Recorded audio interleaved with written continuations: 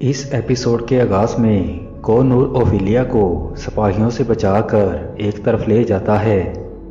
दूसरी तरफ एक सिपाही आयशा खतून से कहता है कुस्तुनतुनिया से एलची आया है।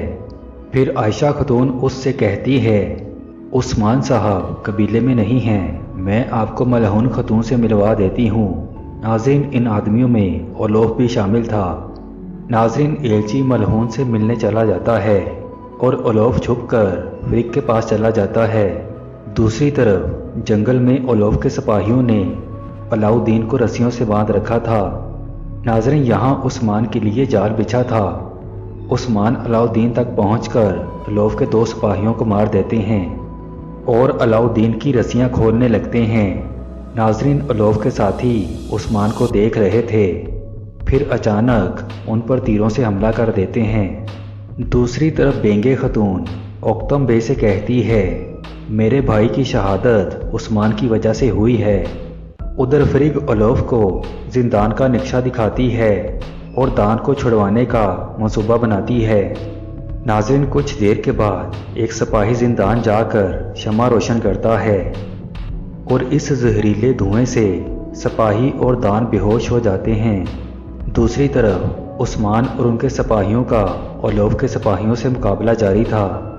कुछ देर की लड़ाई के बाद उस्मान सिपाहियों को पीछे हटने का कहते हैं और जंगल की तरफ दौड़ लगा देते हैं। दूसरी तरफ फ्रिक और ओलोफ जिंदान में दाखिल हो जाते हैं।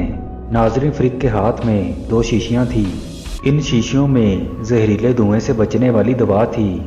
नाज़रीन, ओलोफ जिंदान का ताला तोड़कर दान के पास जाता है और उसे होश में लाने वाली दवा सूंघा देता है, जिसकी वजह से दान होश में आ जाता है।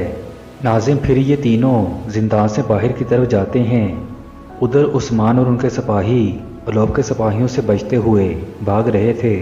उधर उस्मान के सिपाही फ्रिक और ओलोफ को जिंदान से निकलते देखकर उन पर हमला कर देते हैं। नाज़रीन, आयशा खतून और मलहून खतून भी वहीं पहुंचकर लड़ाई शुरू कर देती हैं। नाज़रीन, ओलोफ का एक साथी लियो छत से बम फेंकता है, जिसकी वजह से धमाका होता है। ओलोफ दान को लेकर भाग जाता है और मलहून खतून फ्रिक के पीछे जाती है और उसे पकड़ने लगती है। नाज़रीन, फ्रिक मलहून खतून को धक्का देकर भाग जाती है।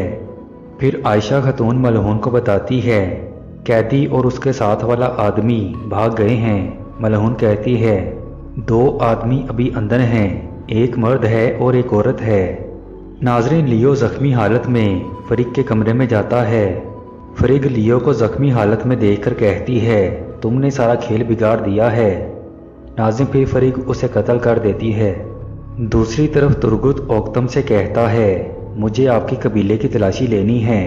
कुस्तुनतुनिया से माकरी आने वाला सोने का संदूक गायब है।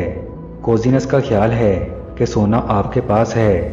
दूसरी तरफ ओलोफ के सिपाही उस्मान तक पहुंच जाते हैं और कमांडर कहता है उस्मान, तुम अपनी मौत से नहीं भाग सकते।